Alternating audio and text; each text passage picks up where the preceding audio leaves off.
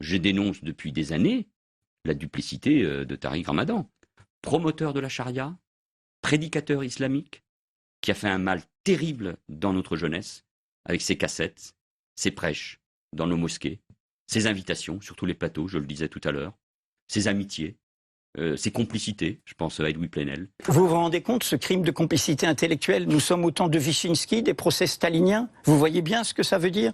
Encore une fois, nous avons une divergence politique avec M. Valls.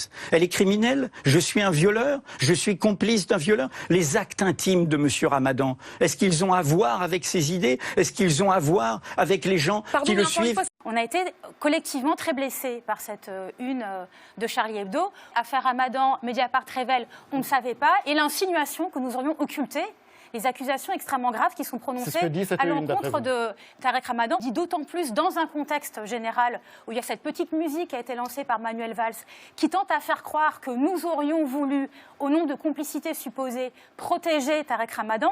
Et en fait, tout est faux dans ce raisonnement, et en plus, c'est infamant.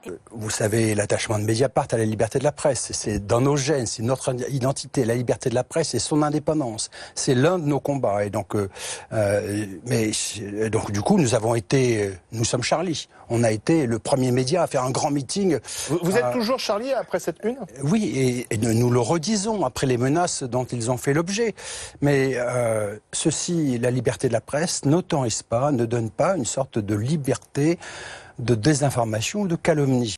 Nous sommes attachés à cette liberté fondamentale qu'est la liberté de penser, de s'exprimer et aussi, mesdames et messieurs, de caricaturer. Et nous tous sur ces bancs,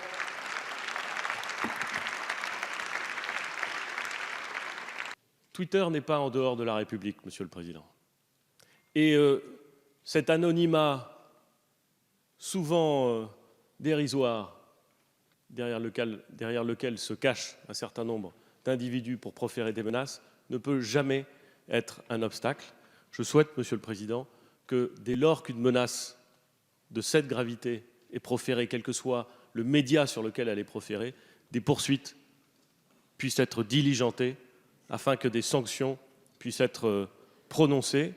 Qui est-ce qui avait été mis au banc de la petite société autour de Mediapart? C'est pas Tariq Ramadan, c'est Caroline Fourest. Sur qui a été traîné dans la boue pour avoir osé dire que Tariq Ramadan était un prédicateur hypocrite et dangereux pour tous les musulmans qui vivent en France? C'est Caroline Fourest, et c'était elle l'accusée.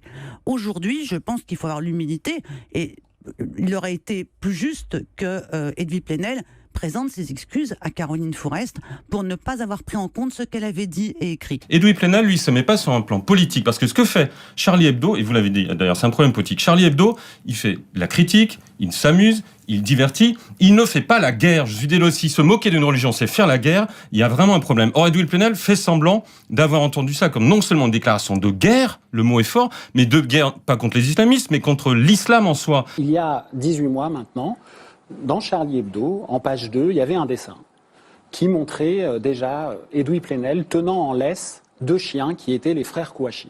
Non, dans tout ce genre de situation, il y a un problème de contextualisation, vous le savez fort bien. Vous pouvez sortir n'importe quoi de n'importe où. Je veux dire, ce dessin... Liberté absolue de faire ces dessins, liberté de réagir.